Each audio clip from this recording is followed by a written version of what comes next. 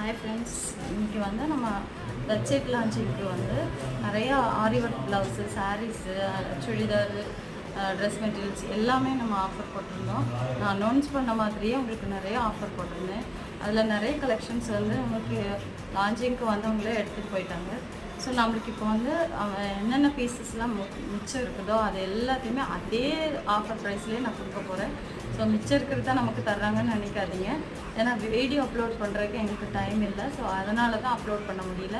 இன்னுமே அந்த வெப்சைட் வந்து நம்ம லான்ச் பண்ணாலும் நமக்கு 20 டேஸ்க்கு அப்புறமா தான் அது ஆக்டிவில் இருக்கும். அது எல்லாருக்குமே தெரியும்.